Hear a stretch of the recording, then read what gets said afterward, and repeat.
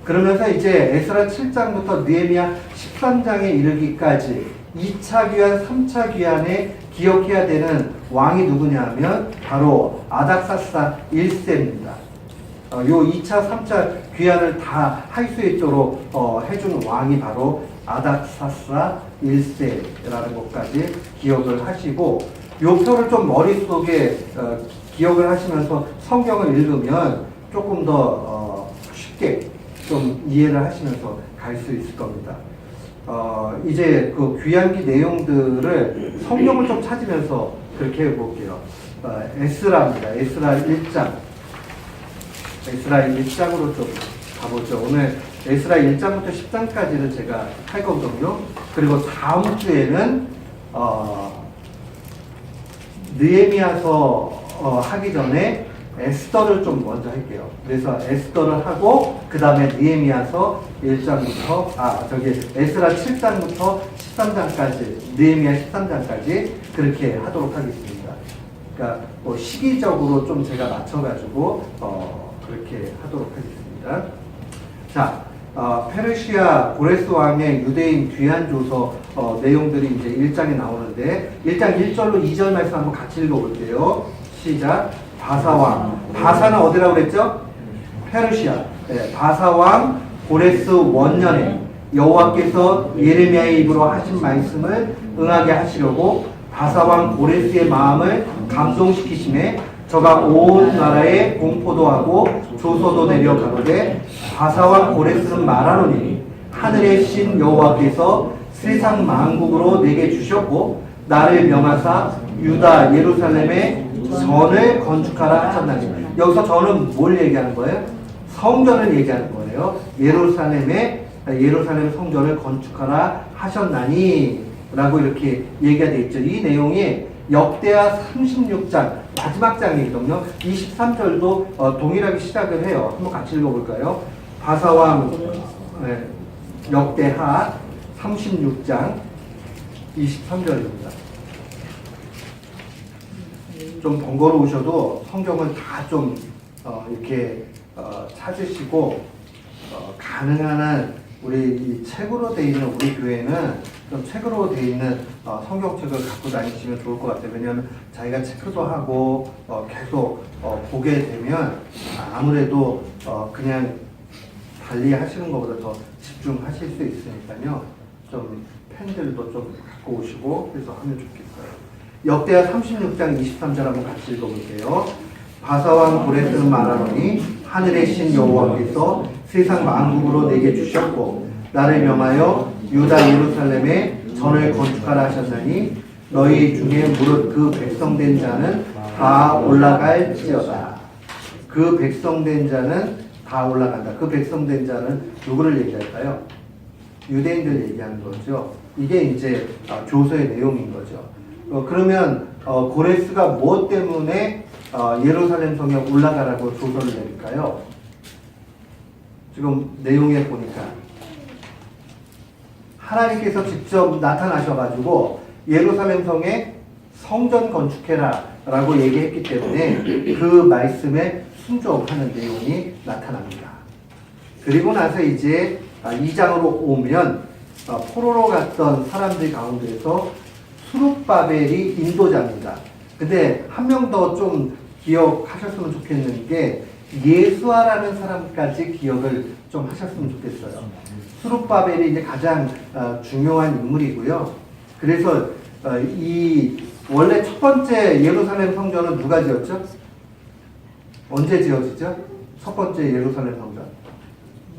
솔로몬 왕 때 지어지죠. 그래서 이 다시 1차 귀환을 통해서 지어지게 될 때는 수룹바벨 중심으로 해가지고 지어졌다 그래가지고 사람들이 별명으로 수룹바벨 성전이다 이렇게 표현도 하고요. 제2 성전이다라고도 표현을 해요. 왜요? 무너진 성전을 다시 건축을 하기 때문에 두 번째 건축을 했기 때문에 제2 성전이다 이렇게 이야기를 합니다. 자, 에스라 2장으로 가서 1절과 2절 말씀 한번 같이 읽어보도록 하겠습니다. 2장 1절 2절이에요. 같이 읽습니다. 옛적에 바벨론 왕 느부갓네살에게 사로잡혀 바벨론으로 갔던 자. 자, 여기까지 보면 몇 년도를 생각해야 될까요? 바벨론 왕 느부갓네살에게 사로잡혀 바벨론으로 갔던 자. 1차 귀환 좀 기억하시면, 뭐 1차부터 3차까지 다 있지만, 특별히 1차 귀환 때 느부갓네살 왕 시절이라고 얘기했죠? 그때에 사로잡혀갔다라는 얘기가 확실히 딱 떨어지죠? 자, 옛적에 바벨론 왕 느부갓네살에게 사로잡혀 바벨론으로 갔던 자의, 같이 읽습니다. 시작. 자손 중에서 노임을 받고 예루살렘과 유다 도로 돌아와 각기 본성에 이른 자 곧 수룹바벨과 예수아와 느헤미야. 자, 여기서 느헤미야 그냥 이렇게 좀 표시를 해보세요. 그 다음에 스라야와 느엘라와야, 그 다음 모르드게와 빌산과 미스바엘과 비그웨와 르훔과 바하나 등과 함께 나온 이스라엘 백성의 명수가 이러하다 하면서 내용이 쭉 나와요. 그런데 여기 우리가 익숙한 이름 중에 한 사람이 누구죠? 느헤미야가 나오잖아요. 근데 제가 아까 뭐라고 그랬어요? 느헤미야는 언제 온다고 그랬죠? 3차 귀환 때 온다라고 얘기했단 말이에요. 그래서 학자들 간에 이게 논란이 있어요. 그래서 어떤 학자들은 이게 그 3차 귀환 때가 아니고 1차 귀환 때 왔다 그러는데, 대체로 좀 이렇게 고고학적으로 이런 걸 따지는 분들이 그런 주장을 하는데, 저는 동명이인으로 봐요. 그래서 이 느헤미야가 3차 귀환한 거 맞고요. 그 다음 여기 명부에 나오는 느헤미야는 또 다른 느헤미야입니다. 그러니까 저는 그렇게 우리 교우들은 이 하나님 말씀을 자꾸 이렇게 그 고고학적인 증거들이 어느 정도는 필요하지만 그걸 갖다가 절대화시켜가지고 성경이 내용을 기술할 때 오류가 많이 나왔다 이런 식으로 성경을 안 받아들였으면 좋겠어요.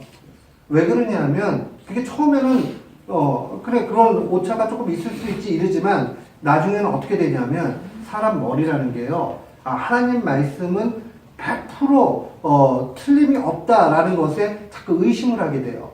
그러면서 자꾸 뭐 이거 요 정도 틀린 거 있으니까 다른 것도 다를 수 있지, 틀릴 수 있지만 이렇게 갈 수 있단 말이에요. 그런데 더 정확하게 제가 볼 때에는 느헤미야라는 이름이 꼭 한 명 그 선지자만 지칭할 수 없기 때문에 우리 교우들은 이걸 받아들이실 때에 동명이인이다 이렇게 하시고 느헤미야는 3차 귀환 때 중심 인물로 받아들이면 좋겠습니다.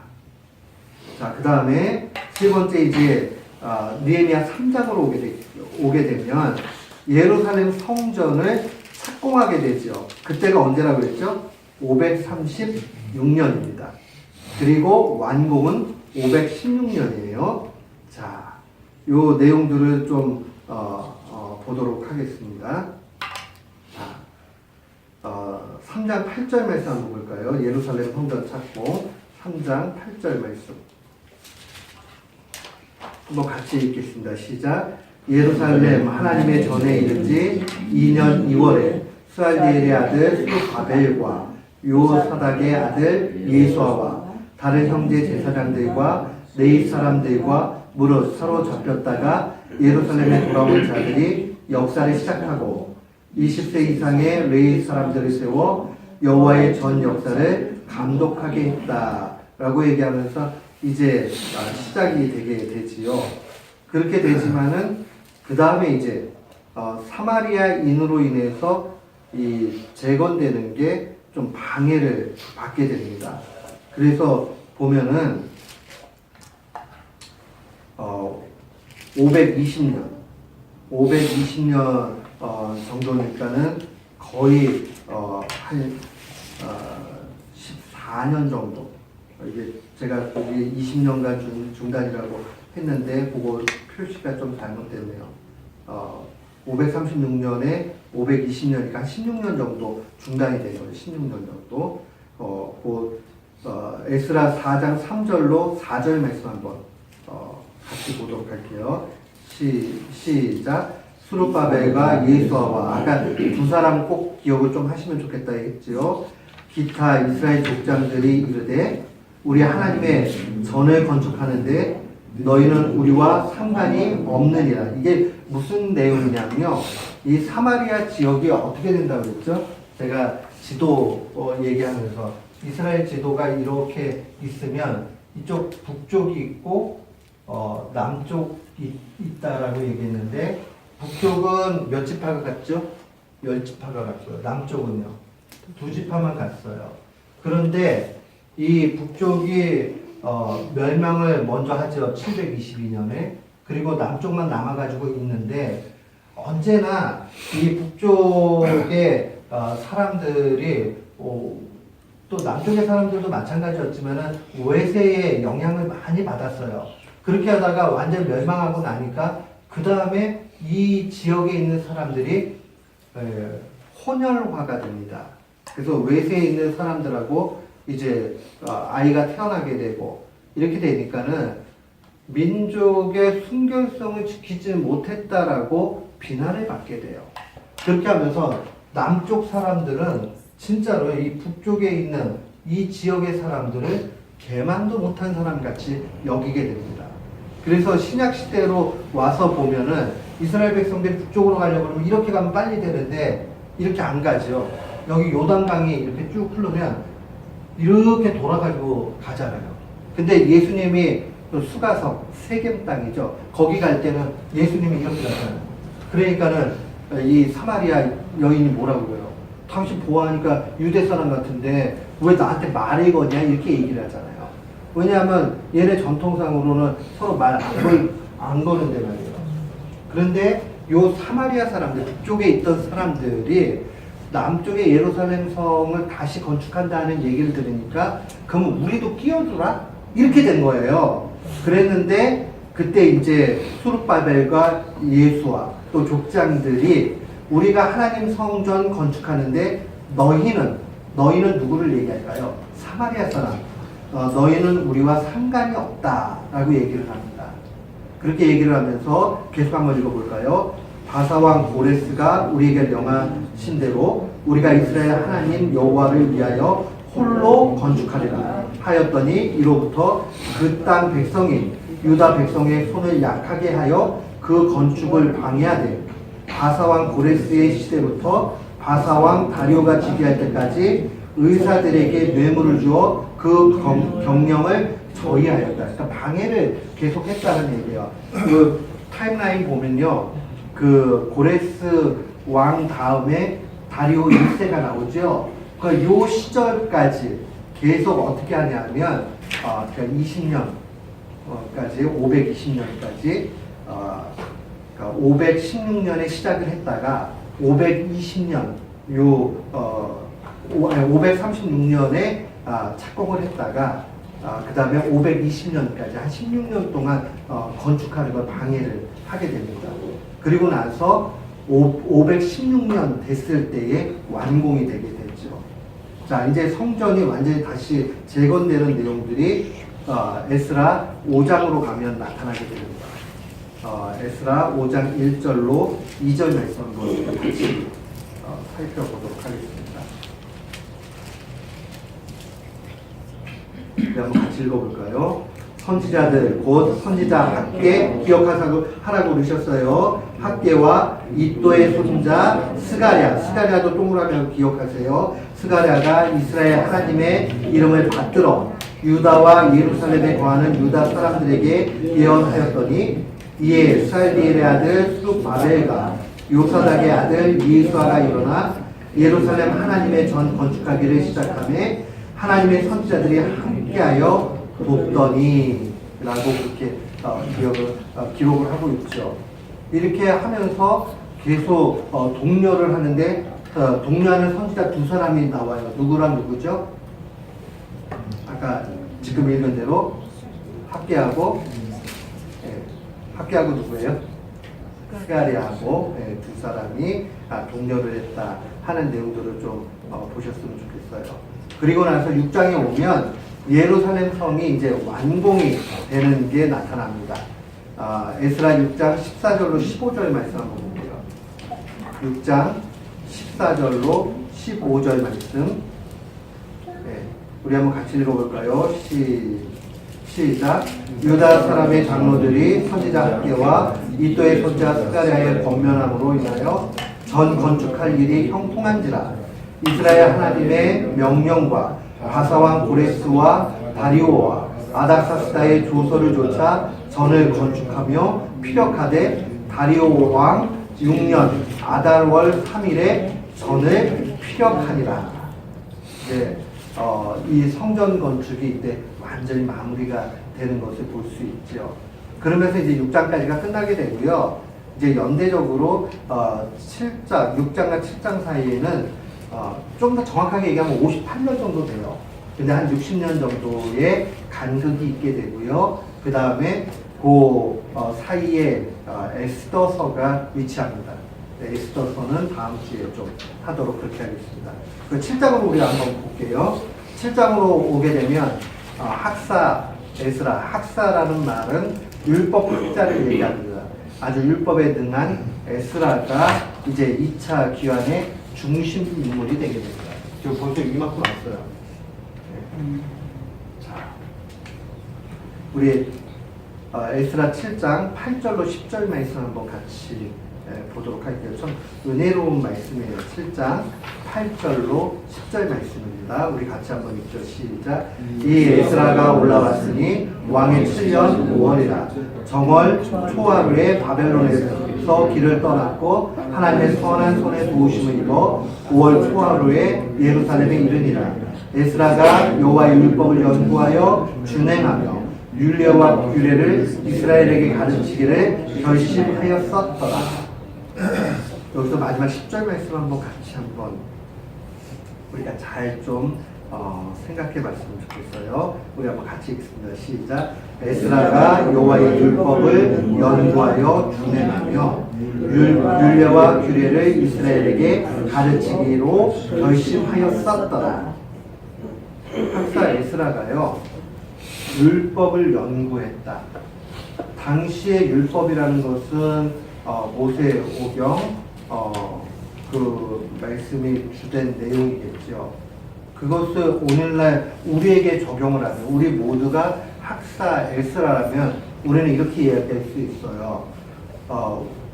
신자 모두가 여호와의 말씀, 하나님의 말씀을 연구하고 준행했다라는 말은 뭐죠? 준행했다. 준행했다는 말이 뭐예요?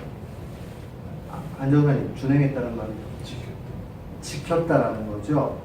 그러니까 실제로 실천한 것을 얘기합니다. 그러니까 에스라가 연구만 한 게 아니라 어떻게 했다고요? 실천했고 율례와 규례, 제가 지난 시간에 좀 말씀을 드렸는데 율례와 규례라는 것은 언제나 이렇게 해석을 하면 좋아요. 성경 속에 율례와 규례라는 율례와 규례의 법도 이런 말이 나오면 자 율법이 알려주는 내용들은 포괄적이고 이제 듬성 이렇게 딱 알려주는 거잖아요. 근데 이 한 조항을 구체적으로 적용할 수 있는 게 많이 있죠. 이것을 율례와 규례와 법도라는 말로 사용을 합니다. 예를 들면 이런 거예요. 살인하지 말라. 그럼 살인하지 말라는 것은 그 율법 가운데 한 조항이 있죠. 근데 이 살인하지 말라는 것은 원래 살인이라는 말이 뭐예요? 목숨을 내 마음대로 주관해서 죽이는 행위를 살인이라고 얘기를 하잖아요.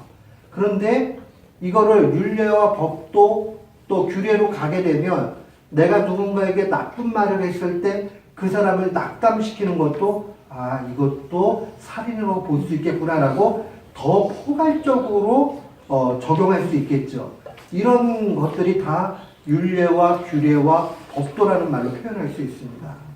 그러니까 더 구체적으로 자기 주관적인 삶에 적용하는 내용들, 이 모든 것들을 이제 오늘 그 내용대로 하면 이스라엘에게 가르치기로 결심한 거예요.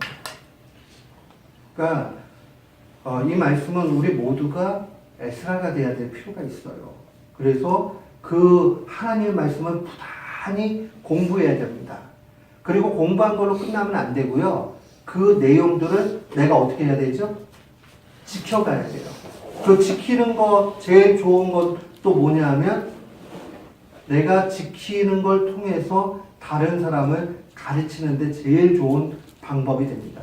제가 지난 시간에 얘기할 때 모방 모델이라는 거, 그게 굉장히 좋은 그 교육법이 됩니다. 그래서 이스라엘 사람들은 라마드라는 말 사용한다고 했죠.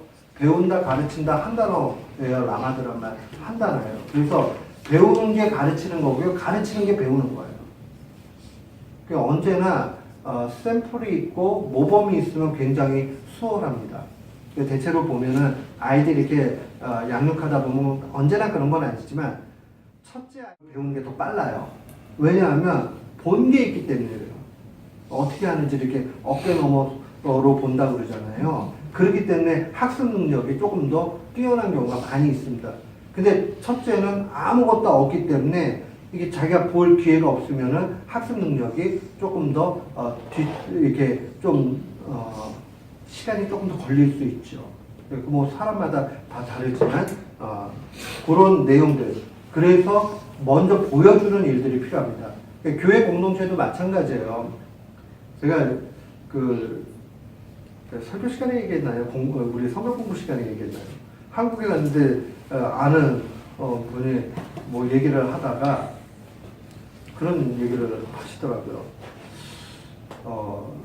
성도님들은 목사님들한테 뭘 원해요? 제가 그냥 그렇게 물어봤어요.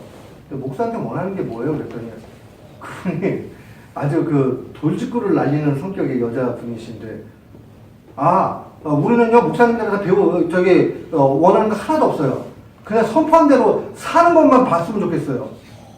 그래서 제가 뜨끔했어요. 그렇구나. 성도들이 기대하는 것은 그렇게 사는 것을 보기 원하는구나. 그래서 많이 찔리고 왔습니다. 근데 목회자가 우선적으로 그렇게 해야 되고 우리 교우들도 그 수준에서 하나님의 말씀을 받아야 됩니다. 믿지 않는 성도들이 뭘 원할까 할 때 믿는 성도들이 하나님의 말씀을 그대로 준행해 가는 것을 기대한다는 것을 분명히 기억하셔야 됩니다.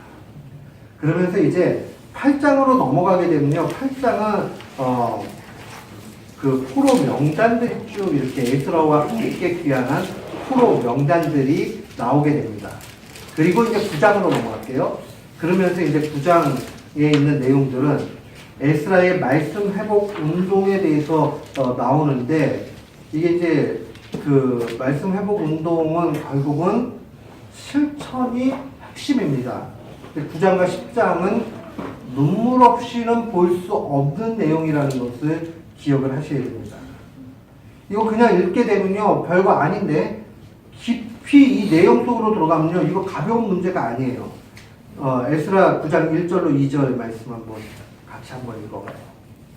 9장 1절로 2절 말씀. 저는 그래도 이방인과의 통혼 이렇게 썼는데 제 성경책은 번역을 뭐라고 했는지 알아요? 자폰에 대한 에스라의 기도. 그리고 제목을 들어요. 통혼을 갖다 자폰이라고. 그러니까 혼인으로도 인정 안 하는. 그래서 완전히 뭐 자폰이라는 말을 어떻게 썼는지 모르겠는데 그 정도로 굉장히 강하게 좀 이렇게 썼습니다. 잘못된 결혼으로 보는 거죠. 자, 1절과 2절 한번 읽겠습니다. 이일 후에 방백들이 내게 나와 가는데 이스라엘 백성과 제사장들과 레위 사람들이 이 땅 백성과 떠나지 않고 가나안 사람과 헷 사람과 브릿 사람과 여부스 사람과 암몬 사람과 모압 사람과 에웃 사람과 아모리 사람의 가증한 일을 행하여 그들의 딸을 취하여 아내와 며느리를 삼아 거룩한 자손으로 이방 족속과 서로 섞이게 하는데 방백들과 두목들이 이 죄에 더욱 으뜸이 되었다 하는지라. 이게요 제가 읽으면서 제가 실은 너무 많이 찔려가지고 어떤 부분에 찔렸냐면 방백들과 두목들이 다 지도자들이거든요. 이 죄에 더욱 으뜸이 됐다 하는 말에 너무 찔려서 뭐라고 비난하기 전에요.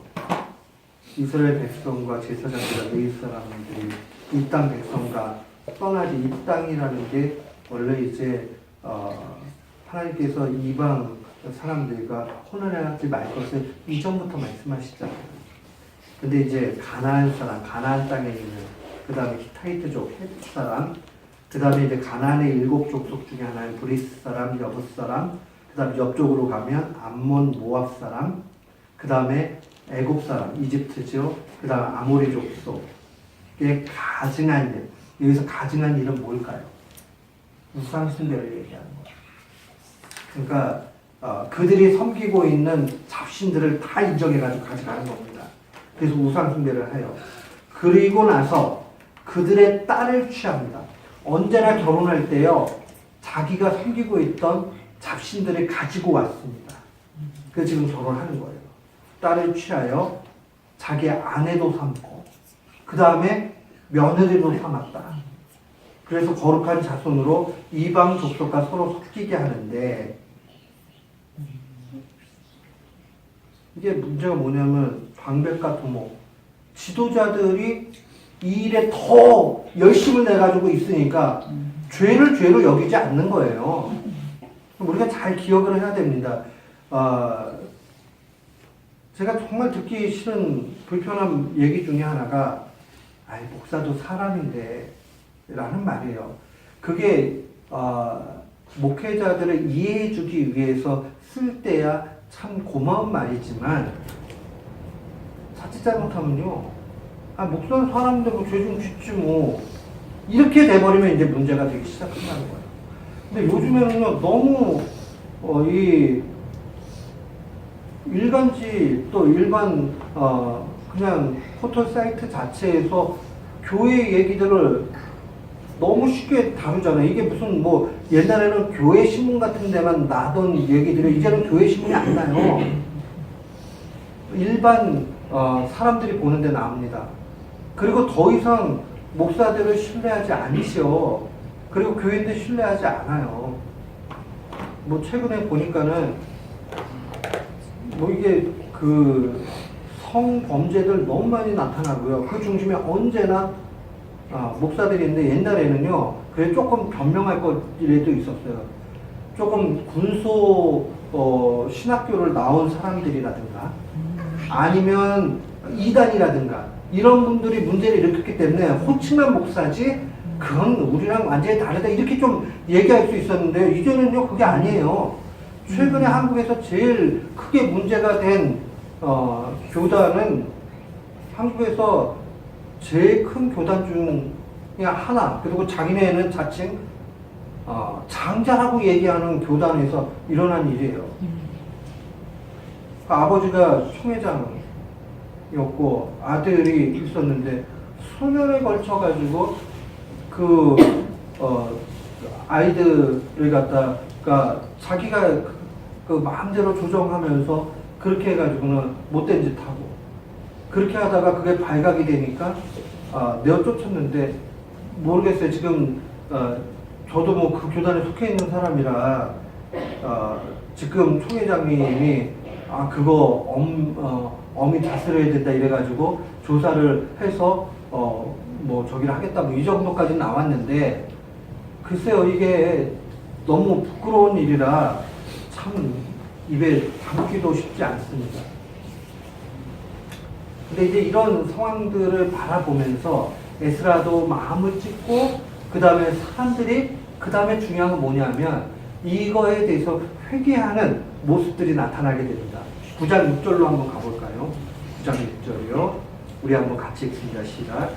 말하기를 나의 하나님이여, 내가 부끄러워 낯이 뜬뜻하여 감히 나의 하나님을 향하여 얼굴을 들지 못하오니, 이는 우리 죄하지 마나 정수에 넘치고 우리의 허물이 커서 하늘에 미침이니이다. 제가 이걸 보면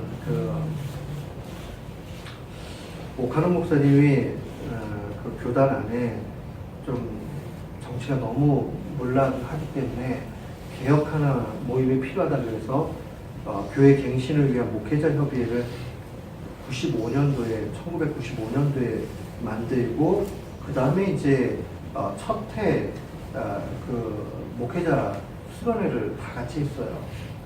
그때 설교 중에 한 번이 에스라 9장 6절이에요. 제가 그때 대학생 때였는데 도우러 같이 갔다가 참 은혜를 많이 받았던 기억이 납니다.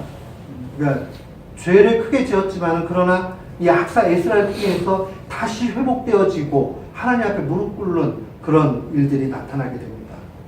그러면서 이제 10장으로 넘어오게 되지요. 10장 2절로 3절 말씀 한번 볼까요? 10장 2절로 3절 말씀 우리 한번 같이 읽습니다. 엘람 자손 중 여이의 아들 스가냐가 에스라에게 이르되 우리가 우리 하나님께 범죄하여 이 땅 이방 여자를 취하여 아내를 삼았으나 이스라엘에게 오히려 소망이 있나니 곧 내 주의 교훈을 좇으며 우리 하나님의 명령을 떨며 준행하는 자의 은혜를 좇아 이 모든 아내와 그 소생을 다 내어 보내기로 우리 하나님과 언약을 쓰고 율법대로 행할 것이다. 에스라에게 스가냐가 와가지고 이야기하죠. 하나님 말씀으로 돌아가자. 근데 하나님의 말씀으로 돌아가자라는 구호가 아니라는 것을 우리는 좀 살펴봐야 돼요. 회개라는 구호를 외치거나 단순히 그냥 회개하는 행위로만 끝나면 안 돼요. 그게 상응하는 실천이 필요합니다. 오늘 이들의 실천은 뭐지요? 이 모든 아내와 그 소생을 다 내어 보내기로 하나님과 언약 세우자 이렇게 얘기합니다. 근데 이거 한번 쉬운 얘기 아니에요. 그래도 어찌되었던 살을 붙이고 살았던 가족들인데 그 이방 여인들, 우상 숭배하는 이방 여인들을 내보내고 그 아이들까지 다 내보내서 산이별, 생리별을 지금 해야 되는 상황까지 온 겁니다. 근데 왜 이렇게 잔인하게 이런 결단을 내려야 되죠? 이거 안 하면요 이스라엘 공동체가 다 죽어요. 우상 숭배하고 그 다음에 하나님 모르는 백성으로 가게 돼 있어요. 그러니까 지금 아프고 힘들고 그러지만은 그러나 이거 도려내야 되는 겁니다. 저는 우리 자신의 삶도 그렇고 공동체에도 마찬가지고 이게 편만하게 자꾸 죄가 들어오게 되면 아프지만 도려내야 되는 상황들이 분명히 있다는 것을 기억했으면 좋겠습니다. 10절, 12절 말씀 우리 한번 또 같이 한번 읽어볼까요? 시작. 제사장 에스라가 일어서서 저에게 이르되 너희가 범죄하여 이방 여자로 아내를 삼아 이스라엘의 죄를 더하게 하였으니 이제 너희 열조의 하나님 앞에서 죄를 자복하고 그 뜻대로 행하여 이 땅 족속들과 이방 여인을 끊어버리라. 회의 무리가 큰 소리로, 그 회라는 건 모여있는 무리가 큰 소리로 대답하여 가로되, 한번 같이 읽을까요? 시작. 당신의 말씀대로 우리가 마땅히 행할 것이니이다. 이게 지금 한둘 두 줄로 나와서 그렇지 이게 얼마나 눈물 없이 볼 수 없는 그 처참한 상황인가 한번 생각을 해보세요. 근데요, 잘못 가면 이렇게 끊어야 됩니다. 안 그러면 공멸에 다 같이 죽어버려요. 근데 이런 상황들 속에서 15절 말씀 보세요. 15절 같이 읽습니다. 시작. 오직 아사엘의 아들 요나단과 디바의 아들 야시야가 일어나 그 일을 반대하고 무술람과 레이 사람 삭부대가 저희를 돕더라. 이런 일이 있을 때요 언제나 반대하는 사람 나타나고요 돕는 자가 나타납니다. 우리는 어디에 속해야 될까 한번 생각해 봐야 됩니다. 여러 가지 뭐 여기 나오지는 않지만 이 아사엘의 아들 요나단과 디가의 아들 야시야가 여러 논리로 얘기했겠죠. 야, 인간적으로 이게 말이 되겠느냐? 우리가 이거 다 버리고 그 다음에 가족들은 같이 살고 그렇게 하면 되지 않겠느냐? 뭐 이렇게 얘기했을 수도 있어요. 그러나 그 우상 숭배라는 게 얼마나 무섭고 영적으로 치명적으로 죽이고 하는지 알기 때문에 이 일들을 결정할 수밖에 없다는 겁니다. 자, 18절과 19절로 우리 한번 같이 갈까요? 시작. 제사장의 무리 중에 이방 여인을 취한 자는 이스라엘 자손 중 요사닥의 아들과 그 형제 마세야와 엘리에셀과 야립과 그달리아라 저희가 다 손을 잡아 맹세하여 그 아내를 보내기로 하고 또 그 죄를 인하여 수양 하나를 속건제로 드렸다. 속건제는 제가 제사법 할 때 얘기했죠. 배상제라고 얘기를 해서 계산하는 거. 속건제를 드린 거죠. 그 얘기는 이거에 대해서 충분한 지불을 하는 거죠. 근데 오늘 18절과 19절 보면 제사장 무리 중에서도 이런 사람들이 있었는데 특별히 이름이 언급이 되죠. 성경은 언제나 지도자들의 교회에 대해서 아주 크게 묻습니다. 그래서 옛날에 저한테 구약 가르쳐 주셨던 지금 광주신학교 광신대학교 총장하시는 정준환 박사님은 수업 시간에 그런 얘기 하셨어요. 목사제가 더 크다 이런 얘기를 하셨어요. 그때 신학생 때였는데 굉장히 그 마음에 두렵고 떨렸던 기억이 납니다. 그리고 교회 지도자들은 더 중요합니다. 이름이 성경에 기록된 거 좋은데 이렇게 기록되는 건 좀 아니잖아요. 그렇잖아요. 우리가 기록될 때 바울 또 요한 사도 뭐 이렇게 기록되는 거 좋은데 지금 제사장 무리 중에 그 다음에 뭐야? 이방 여인을 취한 자 이러면서 예수의 자손 요사닥의 아들 그 형제 마세야 엘리에셀과 야립과 그달랴 얼마나 마음 아픈 얘기예요. 취향 이름이 올라갈 거면 좋은 쪽의 이름이 올라가야죠. 꼭 기억을 해야 됩니다. 대각성 운동은 회개하는 것뿐만 아니라 말씀으로 돌아가는 것이고 말씀으로 돌아간다는 것은 내 잘못에 대해서 대가 지불이 분명히 지불돼야 된다는 것을 기억해야 됩니다. 그러니까 죄는 그 모양이라도 버리라고 말씀이 증거하잖아요. 그 나중에 분명히 그 잘못 뿌려진 씨앗이 자기의 올무가 됩니다. 덫이 된다고요. 넘어지고. 그렇기 때문에 오늘 좀 에스라를 하면서 마음이 조금 우리가 아팠는데 우리 다음 주에는 느헤미야를 읽으면서 좀 하나님의 일하심을 바라보고 성벽을 52일 만에 막 이끌어 가시는 그의 능력을 좀 바라보면서 희망을 또 가졌으면 좋겠습니다. 그러나 이스라엘이 찢는 아픔 가운데서 이스라엘 공동체가 다시 서게 되었다 하는 것을 기억을 하시면서요 가셨으면 좋겠어요. 제가 한번 기도하고 오늘 두 번째 시간 마치도록 하겠습니다. 주님 감사합니다. 오늘 아픈 스토리를 같이 읽으면서 우리도 마음 찢기를 원합니다. 우리 속에 있는 죄악이 무엇입니까? 하나님 앞에 낱낱이 고백하며 나아가게 해주시고 우리 모두가 교회의 지도자요 세상 속에서는 그리스도인인데 우리의 죄악이 믿지 않는 분들의 죄악보다 더 크고 특별히 교회 안에 지도자들이 더 큰 책임이 있다는 것을 배웁니다. 하나님 우리 모두가 그 경각심을 가지고 주님 앞에 바로 설 수 있도록 믿음을 더하여 주시옵소서. 주께서 함께해 주심을 믿사옵고 예수님의 이름으로 기도드리옵나이다. 아멘. 네, 수고하셨습니다.